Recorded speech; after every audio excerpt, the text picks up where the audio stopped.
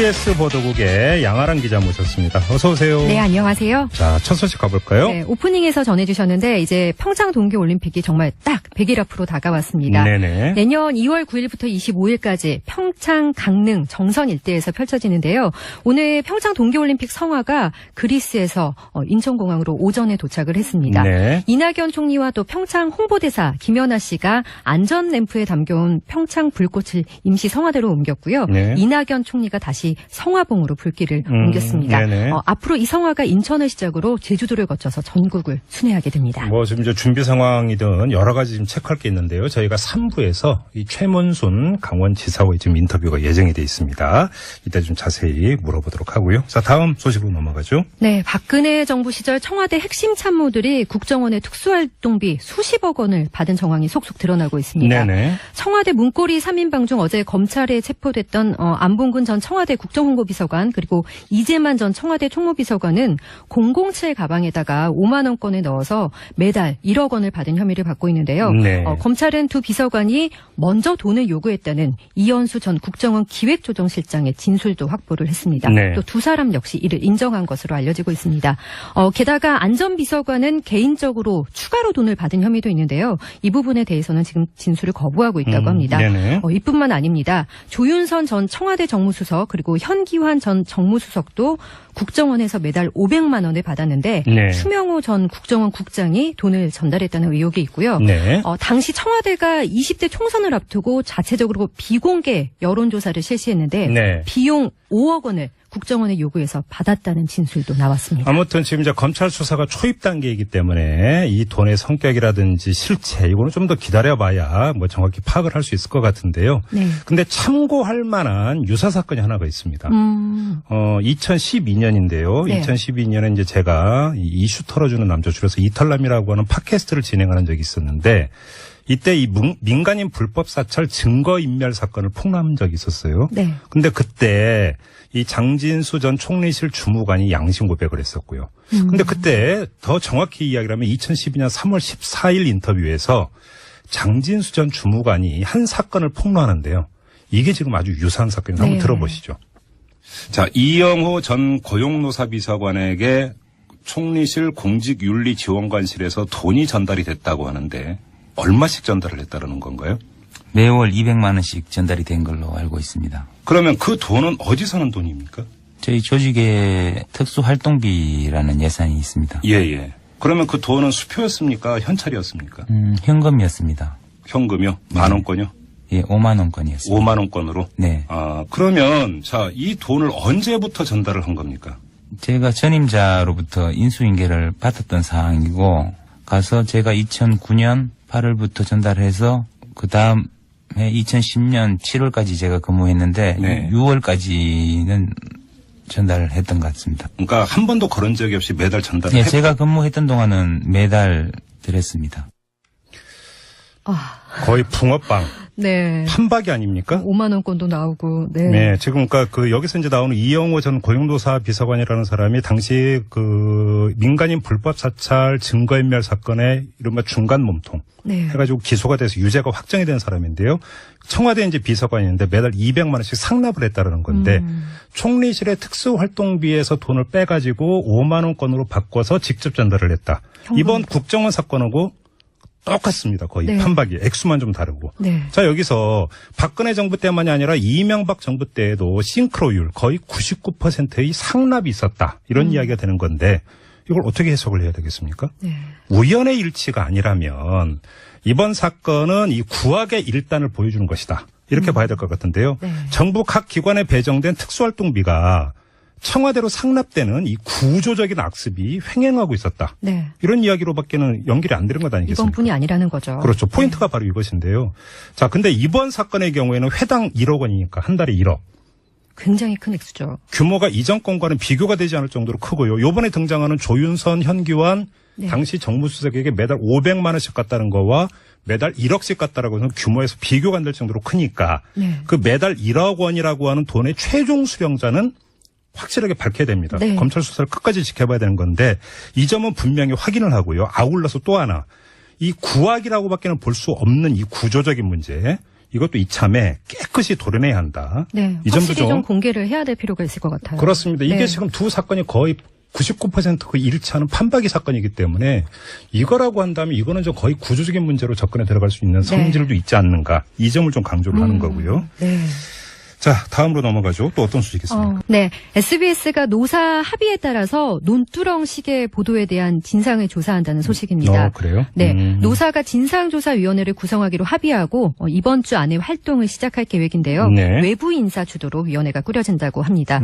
논두렁식의 보도 관련해서는 이제 지난주에 저희도 전해드린 적이 네네네. 있는데요. 네. 권양숙 여사가 박연차 씨한테 받은 고급 시계를 논두렁에 버렸다는 그러니까 2009년 5월 13일에 SBS가 한 단독 보도였습니다. 네. 그리고 지난 23일 국정원 개혁위는요. 국정원 전체 전산 자료와 문서를 검색했지만 논두렁이란 단어가 포함된 문건은 발견되지 않았고 SBS 기자는 논두렁 투기를 검찰에서 들었다고 그때 발표를 했었습니다. 예. 또 국정원 직원 4명이 논두렁 보도가 나가기 전에 당시 SBS 사장이었던 하금열 사장과 접촉해서 노무현 전 대통령 수사 상황을 적극적으로 보도해 줄 것을 요청했다. 이렇게 밝혔는데요. 네. 하전 사장의 이력을 보면 이명박 정부 때 대통령 실장을 지낸 적이 있습니다. 네네. 개혁이 발표가 있던 날 SBS도 이와 관련된 보도를 내보냈는데요. 하전 사장이 국정원에서 협조 요청을 받은 적도 지시한 사실이 없다. 이런 반론을 실었습니다. 아무튼 논두렁이라고 하는 이 장문을 누가 한 것인지는 아직까지 명료하게 밝혀지지 않았다고 네. 저희가 지난주에 지적을 한 바가 있었는데 확실하게 밝혀야 됩니다. 자, 다음 소식은요. 네, 김장겸 MBC 사장 해임안이 제출됐습니다. 네. MBC의 대주주인 방송문화진흥회 여권 측 이사 5명이 MBC 김장겸 사장 해임 결의의 건을 안건으로 상정해달라고 요청을 했는데요. 네. 김 사장의 소명 절차를 거친 다음에 내일 정기이사회에서 다음 이사회 일정을 확정해서 해임안이 다뤄질 예정입니다. 네. 관심사입니다. 네. 어떻게 처리가 될지. 네. 그리고 2195님이 지금 문자를 주셨는데 앞서서 이 청와대 상납, 이제 그 구조적인 문제 아닌가 이 점을 이제 제기를 하지 않았습니까? 관련해서 청와대 상납 관행이 언제부터 시행되었는지 이 기회에 명확히 밝혀야겠네요. 라고 하는 또 문자를 주셨는데요.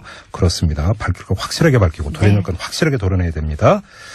자, 그리고 오늘 문재인 대통령이 국회 시정연설을 했죠? 네, 그렇습니다. 내년도 예산안 통과를 위해서 오늘 국회를 찾았는데요. 네. 시정연설 내용 제가 간략하게 정리를 하면 사람 중심 경제, 적폐 청산, 북핵 문제 이렇게 딱 세 가지로 좀 압축해 볼 수가 있습니다. 정말 간단해요. 자, 여기서 정말로 중요한 것은 새해 예산안 관련 시정연설이니까 아무래도 이제 주목이 되는 것은 바로 사람 중심 경제라고 하는 모토에서 이제 짜여진 예산안 이것 아니겠습니까? 네.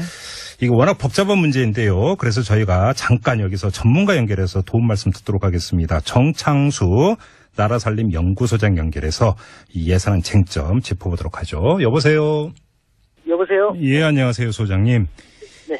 예, 이제 본격적인 예산 심의에 들어가게 되면 아마도 이 문제가 가장 첨예하게 갈등 요인이 되지 않을까 싶은데요. 일자리 예산 가운데 공무원 증원 예산이 있지 않습니까? 네네. 이 문제 어떻게 평가하세요? 네, 우리가 좀 공무원이라는 걸 이제 보면, 선진국일수록 공무원이 많을까요, 적을까요? 많은 거 아닌가요? 그렇죠. 근데 많은 분들이, 예. 이제 정부가 공무원들에 대해서 부정기 예산을 갖다 보니까, 그걸 늘리는 것 자체를 이제 거부하시는 정서가 있는 것 같아요. 예. 그래서, 우리나라의 가장 큰 문제가 공무원이 권력자로 인식되기 때문에 공무원 늘리면, 이제 비효율이 발생하고 더 이제 안 좋은 일이 생긴다고 생각하거든요. 예.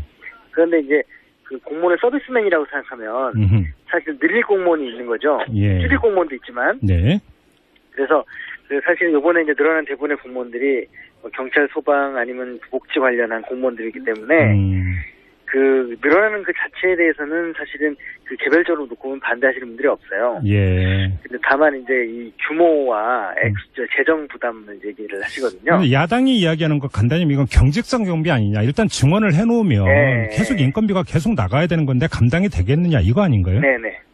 그러려면 이제 일단은 공무원이 우리가 다른 나라보다 많으냐 적으냐 문제가 하나 있고요. 네. 그랬을 때 우리가 절대적으로 적은 건 틀림이 없거든요. 물론 이제 OECD가 권장하는 것처럼 월급을 세금으로 받는 모든 사람을 공무원으로 한다 하더라도 우리가 다른 나라 OECD 평균의 지금 3배율밖에 안 되거든요. 자, 그러면 소장님 전문가적인 식견으로 이것만 여쭤볼게요. 지금 우리 정부의 재정 기반이나 네. 예산 구조에 입각해서 볼 때 감당이 가능하다고 평가하세요? 어떻게 보세요? 진짜 감당하죠. 워낙 우리나라가 작은 정부에서 세금이 적고 재정이 작은데 네. 공무원은 더 적어가지고 예. 지금 예산 비중 대비 그 인건비의 비중이 8.5% 정도 돼요. 아, 그럼 그게 높은 거예요? 낮은 거예요? 낮은 거죠. 한참 낮은 겁니까? 예. 왜냐면 공무원들이 예. 아까도 말씀드렸지만 서비스맨들이기 때문에 다른 나라는 더 높죠, 비중이. 보통 OECD, 재정에서. 흔히 이야기하는 OECD 평균 한 몇 % 되는데요? 한 20% 정도 됩니다. 절반도 안 되네요, 그러면? 그럼요. 예. 그래서 워낙 공무원이 적으니까 예. 그 세금으로 받는 걸 다 쳐도 그렇게 되고요. 네. 그래서 사실은 이 정도 대규모 증원이라고 볼 수 없고 네.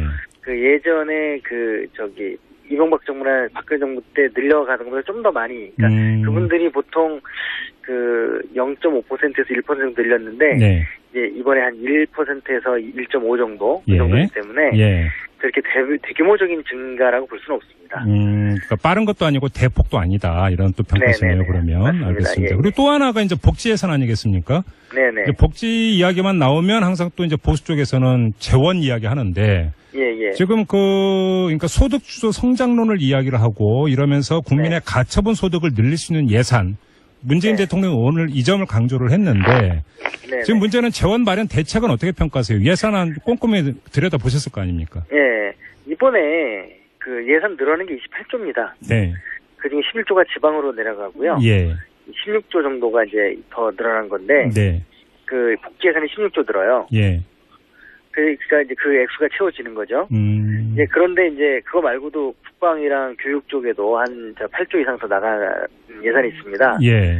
근데 이제 이 부분은 뭐냐면 우리가 기존에 늘어나는 것만 계산하는데 기존에 줄인 게 있거든요. 아, 그렇죠. 예. SOC나 뭐 이런 걸 줄였기 때문에 이제 그것들을 감당하면 지금 내년도에 우리나라 예산 지금 짜인 것은 네. 그 빚이 좀 감소하고, 네. 그러니까 빚의 증가율이 감소하고, 정확히 얘기하면 빚이 증가율이 감소하고, 예. 그 다음에 이제 적자를 좀 줄이고, 적자 폭을 그렇게 해서 약간 짠돌이 예산이라고 사람들이 이제 평가를 하는데요. 그래요? 예. 네, 그래서 재정적으로는 좀 개선되는 이제 방향으로 가는 겁니다. 그래서 지금까지 많이 알려지기로는 내년은 그 증액이 많이 돼가지고 이거 대폭 확장 아니냐 이렇게들 이야기던데 전혀 아니네요, 그러면? 4% 증액되던 게 7% 증액되는 거거든요. 네. 근데 이제 문제는 아까 말씀드린 것처럼 지출구 조정을 했기 때문에 실제로는 7% 증가 그 이상을 이제 더 새롭게 편성을 한 거죠. 예. 근데 문제는 뭐냐면 7.1%가 증가하는데 수입이 7.6%가 증가합니다. 그러면 수입이. 지출 증가율보다 수입 증가율이 더 높은 거네요? 그렇죠. 그래서 아까 말씀드린 대로 재정 건전성을 좀 신경을 써서 짠돌 예산이라고 하는 거고요. 예. 그래서 오히려 이제 많은 분들은 왜 공약한 거를 화끈하게 안 해가지고 안 하느냐 이렇게 오히려 불만을 하는 거고요. 많은 국민들은 그냥 액수만 놓고 보면 10억만 넘으면 엄청 많아 보여서 네네네. 그러는 건데 전체를 바라보는 시각으로 이걸 알겠습니다. 봐야 됩니다. 예. 네, 좀 소장님은 오히려 평가가 지금까지 시중에 알려진 거와는 정반대로 짠돌이 예산이다 이런 평가셨습니다. 네. 알겠습니다. 그러면 그 얘기는 이제 감당할 수 있다라는 평가로 이어지는 것 같고요. 네, 맞습니다. 네, 자 말씀 여기까지 드릴게요. 고맙습니다, 소장님. 네. 지금까지 알려진 거는 뭐 슈퍼 예산 아니냐 네. 이런 이야기가 많았는데 정창수 소장 오히려 거꾸로 짠돌이 예산 아니냐. 짠돌이 예산. 더 써도 되는데 안 썼다. 네. 이렇게 평가를 하는데 이건 또 다른 분에게 또 바로 이어서 물어보도록 하겠습니다. 자, TBS 보도국의 양아람 기자와는 여기서 인사 나누고요. 수고하셨고 할 만한 유사 사건이 하나가 있습니다. 2012년인데요. 네. 2012년에 이제 제가 이슈 털어주는 남자 줄여서 이탈남이라고 하는 팟캐스트를 진행하는 적이 있었는데 이때 이 민간인 불법 사찰 증거인멸 사건을 폭로한 적이 있었어요. 네. 근데 그때 이 장진수 전 총리실 주무관이 양심 고백을 했었고요. 근데 그때 더 정확히 이야기를 하면 2012년 3월 14일 인터뷰에서 장진수 전 주무관이 한 사건을 폭로하는데요. 이게 지금 아주 유사한 사건입니다. 한번 들어보시죠. 자, 이영호 전 고용노사 비서관에게 총리실 공직윤리지원관실에서 돈이 전달이 됐다고 하는데 얼마씩 전달을 했다는 건가요? 매월 200만 원씩 전달이 된 걸로 알고 있습니다. 그러면 그 돈은 어디서 는 돈입니까? 저희 조직의 특수활동비라는 예산이 있습니다. 예. 그러면 그 돈은 수표였습니까? 현찰이었습니까? 현금이었습니다. 현금이요? 10,000원권요? 예, 5만 원권이요. 안봉근 전 청와대 국정홍보비서관 그리고 이재만 전 청와대 총무비서관은 007 가방에다가 5만 원권을 넣어서 매달 1억 원을 받은 혐의를 받고 있는데요. 네. 검찰은 두 비서관이 먼저 돈을 요구했다는 이현수 전 국정원 기획조정실장의 진술도 확보를 했습니다. 네. 또 두 사람 역시 이를 인정한 것으로 알려지고 있습니다. 게다가 안전비서관은 개인적으로 추가로 돈을 받은 혐의도 있는데요. 이 부분에 대해서는 지금 진술을 거부하고 있다고 합니다. 네네. 이뿐만 아닙니다. 조윤선 전 청와대 정무수석 그리고 현기환 전 정무수석도 국정원에서 매달 500만 원을 받았는데 네. 추명호 전 국정원 국장이 돈을 전달했다는 의혹이 있고요. 네. 당시 청와대가 20대 총선을 앞두고 자체적으로 비공개 여론조사를 실시했는데 네. 비용 5억 원을 국정원에 요구해서 받았다는 진술도 나왔습니다. 아무튼 지금 이제 검찰 수사가 초입 단계이기 때문에 이 돈의 성격이라든지 실체 이거는 좀 더 기다려봐야 뭐 정확히 파악을 할 수 있을 것 같은데요. 네. 근데 참고 KBS 보도국의 양아랑 기자 모셨습니다. 어서 오세요. 네, 안녕하세요. 자, 첫 소식 가볼까요? 네, 오프닝에서 전해주셨는데 이제 평창 동계올림픽이 정말 딱 100일 앞으로 다가왔습니다. 네네. 내년 2월 9일부터 25일까지 평창, 강릉, 정선 일대에서 펼쳐지는데요. 오늘 평창 동계올림픽 성화가 그리스에서 인천공항으로 오전에 도착을 했습니다. 네. 이낙연 총리와 또 평창 홍보대사 김연아 씨가 안전 램프에 담겨온 평창 불꽃을 임시 성화대로 옮겼고요. 네. 이낙연 총리가 다시 성화봉으로 불길을 옮겼습니다. 네네. 앞으로 이 성화가 인천을 시작으로 제주도를 거쳐서 전국을 순회하게 됩니다. 뭐 지금 이제 준비 상황이든 여러 가지 지금 체크할 게 있는데요. 저희가 3부에서 이 최문순 강원지사와의 지금 인터뷰가 예정이 돼 있습니다. 이따 좀 자세히 물어보도록 하고요. 자, 다음 소식으로 넘어가죠. 네, 박근혜 정부 시절 청와대 핵심 참모들이 국정원의 특수활동비 수십억 원을 받은 정황이 속속 드러나고 있습니다. 네네. 청와대 문고리 3인방 중 어제 검찰에 체포됐던 박근혜 정부 때만이 아니라 이명박 정부 때에도 싱크로율 거의 99%의 상납이 있었다. 이런 이야기가 되는 건데 이걸 어떻게 해석을 해야 되겠습니까? 네. 우연의 일치가 아니라면 이번 사건은 이 구악의 일단을 보여주는 것이다. 이렇게 봐야 될 것 같은데요. 네. 정부 각 기관에 배정된 특수활동비가 청와대로 상납되는 이 구조적인 악습이 횡행하고 있었다. 네. 이런 이야기로밖에는 연결이 안 되는 것 아니겠습니까? 이번뿐이 아니라는 거죠. 그렇죠. 포인트가 바로 이것인데요. 자, 근데 이번 사건의 경우에는 회당 1억 원이니까 한 달에 1억.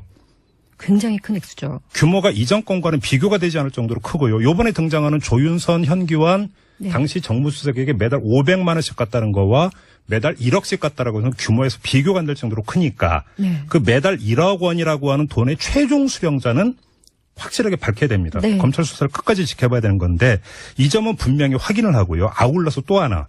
이 구악이라고밖에는 볼 수 없습니다. 5만 원권으로. 네. 그러면 자, 이 돈을 언제부터 전달을 한 겁니까? 제가 전임자로부터 인수인계를 받았던 사항이고 가서 제가 2009년 8월부터 전달해서 그 다음에 2010년 7월까지 제가 근무했는데 네. 6월까지는 전달을 했던 것 같습니다. 그러니까 한 번도 그런 적이 없이 매달 전달을 예, 했고. 제가 근무했던 동안은 매달 드렸습니다. 거의 붕어빵, 네. 판박이 아닙니까? 5만 원권도 나오고. 네. 네, 지금 그러니까 여기서 이제 나오는 이영호 전 고용노사 비서관이라는 사람이 당시 그 민간인 불법 사찰 증거인멸 사건의 이른바 중간 몸통 네. 해가지고 기소가 돼서 유죄가 확정이 된 사람인데요. 청와대 이제 비서관인데 매달 200만 원씩 상납을 했다라는 건데 총리실의 특수활동비에서 돈을 빼가지고 5만 원권으로 바꿔서 직접 전달을 했다. 이번 국정원 사건하고 똑같습니다. 거의 네. 판박이 액수만 좀 다르고. 네. 자, 여기서